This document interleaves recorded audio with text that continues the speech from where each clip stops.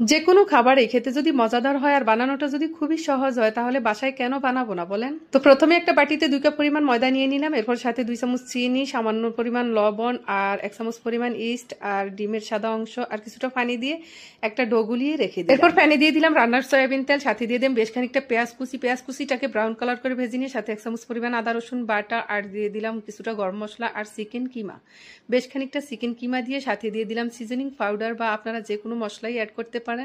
এরপরে বেশি করে কাঁচামরিচ কুচি দিয়ে কিছুক্ষণ রান্না করে নিলাম। চিকেন পুর রেডি করে নেওয়ার পর আমি যে ডো বানিয়ে রেখেছিলাম সেখান থেকে একটু ডো নিয়ে হাত দিয়ে ভালো করে ময়ান করে একটা বড় সাইজের রুটি বেলে নিলাম। তবে রুটিটা একদম ভারী করা যাবে না, আবার একদম পাতলাও করা যাবে না। এরপর রুটিটাকে এভাবে ত্রিভুজ আকৃতিতে কেটে নিতে হবে। এক অংশে আমি এভাবে করে চিকেন পুর দিয়ে দিলাম, এরপর হাত দিয়ে আমি কিভাবে কি করতেছি একটু ভালো করে খেয়াল করে নেবেন।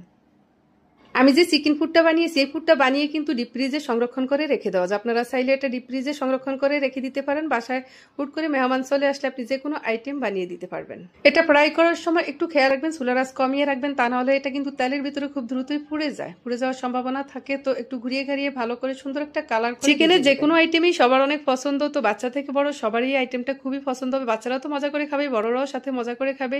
তো বাসায় যদি মেহমান আসে আপনি এই আইটেমটা বানিয়ে সার্ভ করতে পারেন, এটা খেতে খুবই মজার হয়, দেখতেও খুব সুন্দর হয়।